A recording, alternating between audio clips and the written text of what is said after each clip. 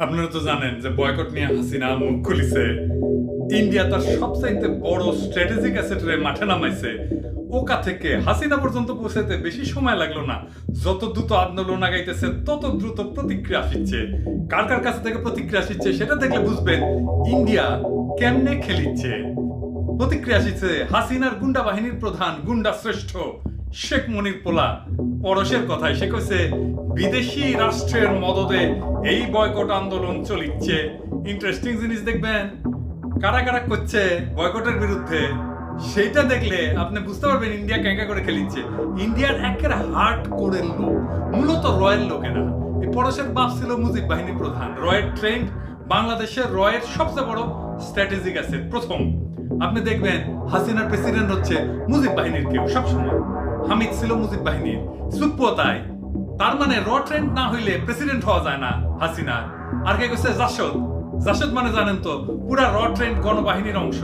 আর কে কইছে বাহাউদ্দিন নাসিম। এই কেসটা একটু আমরা দেখি বাহাউদ্দিন নাসিমের। বাহাউদ্দিন নাসিম আসলে কে দেখে নেই। বাহাউদ্দিন নাসিম কি কইছে? সে কইছে স্বাধীনতা বিরোধী অপশক্তি এখনো দেশকে সাম্প্রদায়িক রাষ্ট্র বানানোর অপচেষ্টা চালিয়ে যাচ্ছে। তারা আমাদের মহান মুক্তিযুদ্ধের বন্ধু এবং প্রতিবেশী রাষ্ট্র ভারতের বিপক্ষে কথা বলে। তারা রাজনৈতিক স্বার্থে আমাদের প্রতিবেশী রাষ্ট্রের সঙ্গে বন্ধুত্ব নষ্ট কইরা বাংলাদেশের মানুষের স্বার্থ নষ্ট করতে চায়। তোর স্বার্থ তো নাসিমের বাচ্চা। বাহাউদ্দিন নাসিমকে জানেন? এটা একটা ইন্ডিয়ান হার্ট করে লোক। মোদি আসলো 2021 সালে, তাই না? আর তার প্রতিবাদে সারা দেশে যে প্রতিবাদ হলো ব্যাপক। বাহাউদ্দিন নাসিম রে তার উপরে দায়িত্ব দিছিল ইন্ডিয়ান এমবাসি, রাস্তায় যেন মোদি বিরোধীদের সে ঠেঙ্গায়, যেন নাম্বার না দেয়। এটা ছিল তার উপরে স্পেশাল ডিউটি। ঢাকায় মুসল্লিদের উপরে ঝাঁপে পড়লো কার গুন্ডা বাহিনী? বাহাউদ্দিন নাসিমের গুন্ডা বাহিনী। ওই যে এই যে দেখেন, এই ছবিটা দেখেন, মুসল্লির দাড়ি ধরে টানিয়ে ছিঁড়ে ফেলিচ্ছে। মনে আছে না?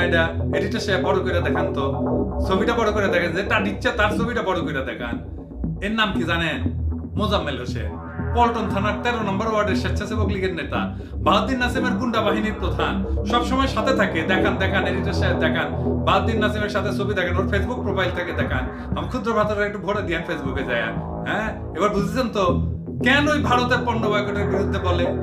এই মোজাম্মেল আর বাহাউদ্দিন নাসিম হাসিনা পতনের পর যেন পলায় যেতে না পারে সে খেয়াল রাখেন। কি করা লাগবে আমি কয়ে দেবনি, খালি ধরে আটকায় রাখবেন, তারপরে আমি কয়ে দেবো কি করা লাগবে। আর কে কইছে? খালিদ মাহমুদ চৌধুরী, নৌ পরিবহন পাতিমন্ত্রী। এইটা সাহেব আপনি ওর নাম দিয়ে সার্চ দেন তো, ওই খালিদ মাহমুদ চৌধুরী আর ভারত লেখা সার্চ দেন তো, দেখেন ওর ইন্ডিয়া ছাড়া কোনো কথা নাই। অনারাইভাল ভিসা চালু হবে। ভারতের সাথে বাংলাদেশের রক্তের সম্পর্ক, ভারত বাংলাদেশের সম্পর্কের শিকড় অনেক গভীরে। জি আর বলতে হবে না, দিলে গভীর সম্পর্কই হয়, ওটা আমরা জানি। প্রতিক্রিয়া আসছে ইন্ডিয়া থেকে। আসেন এইবার ওগরের তরপানি দেখে আমরা দেখুন নি ওরা কি করছে, এটা বলেনি একটু একটু করে বলি। আর আপনি এডিটর সাহেব একটু একটু দেখাবেন। ওরা এখন বলতেছে আওয়ামী লীগ নির্যাতন অত্যাচার করেছে। প্রথম কলকাতা প্রথম দিন থেকে লেগে আছে। এটা হইতেছে ওই বিজেপির একটা মিডিয়া আর কি, বিজেপি আরএসএস এর। মনে আছে না কি কইছিল সে প্রথম দিনগুলোতে এদের এপিসোড গুলোর কথা শুনেন? দাদা বাবুরা, আরএসএস এর পান্ডারা, দিদিমণিরা, আরএসএস এর পান্ডিরা, পাঠি, আমাদের পজিশনটা মরাল আর আপনাদেরটা গায়ের জোরে। আপনার গায়ের জোরে একটা মরাল পজিশনকে হারাইতে পারবেন না, কখনো এটা সম্ভব না। হাতে নাতে দেখতেছেন তো, আরো দেখবেন। এবার আসেন আরেক ভাষণ নিয়ে আলাপ করি। কইছিলাম ধরুন নি, আসেন এবার ধরি হাঙ্গেরে নায়ক আলমগীর। আসেন, আলমগীর সিনেমা তো সিনেমা নাটকের যারা নায়কটা হয় না, এরা যে সংলাপ বলে সেটাকেও লিখে দেয়, যে ফাইটিং টাইটিং করে সেটাকেও দেখায় দেয়, যে গান গায় সেটাকেও গায়ে দেয়, যে নাচে সেটাকেও দেখায় দেয়। কোনো ঝুঁকিপূর্ণ শট নিতে হইলে স্টান্টম্যান ওটা করে দেয়, তারপরে ওই নায়ক। তুই কেমনে নায়ক হইস? তুই তো কিছুই করিস না।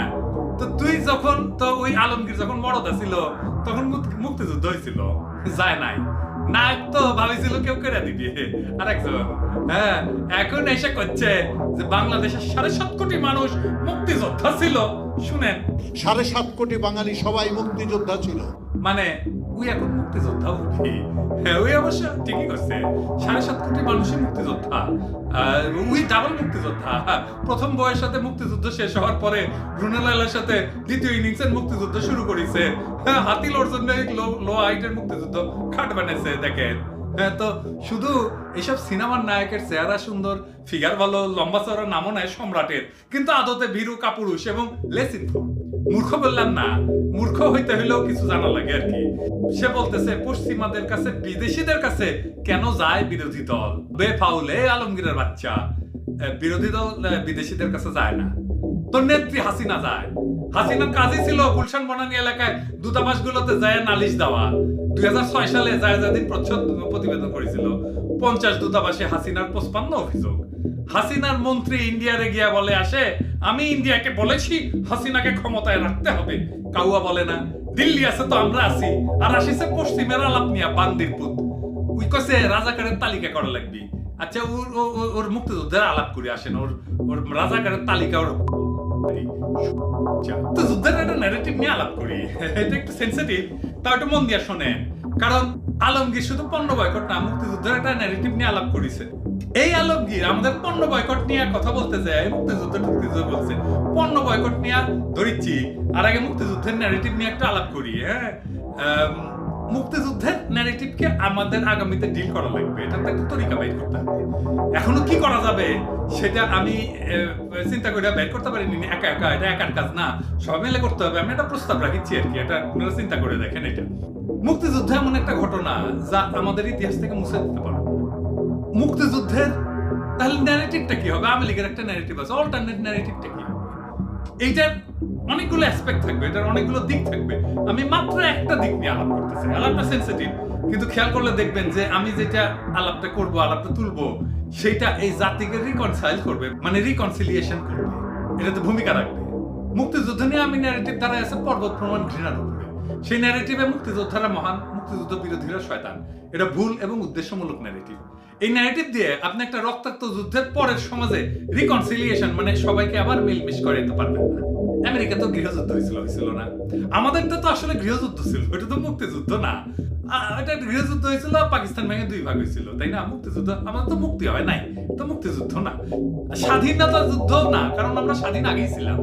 এটা নতুন করে স্বাধীন হওয়ার কিছু নাই। পরাজিত পক্ষকে কি এই আমেরিকান গৃহযুদ্ধে শয়তান হিসাবে চিহ্নিত করা হয়েছে? হয় নাই। 71-এ জাতি 2 ভাগে ভাগ হয়ে গেছে। সে বিভক্তিতে কোন পক্ষে কতজন ছিল সে গোনাটা অবান্তর। বিভক্তি ছিল সেটা সত্য, তাই না? এবং এই বিভক্তি এত প্রবল ছিল যে একটা যুদ্ধ ছাড়া এই বিভক্তির ফয়সালা সম্ভব ছিল। আমরা যুদ্ধ করছি, আমাদের বিরোধী পক্ষ যুদ্ধ করছে, যারা মুক্তিযুদ্ধের বিরোধিতা করছে। 2 পক্ষেই সক্ষম এবং সাহসীরা যুদ্ধ করছে। 2 পক্ষই বীরত্বের সাথে লড়াই করছে। এক পক্ষ পরাজিত হয়েছে, তার মানে এটা না অপর পক্ষ শয়তান। ওই পক্ষ মুক্তিযুদ্ধের বিরোধী পক্ষ যে বীরত্বের সাথে লড়াই করছে, এটা আমার কথা।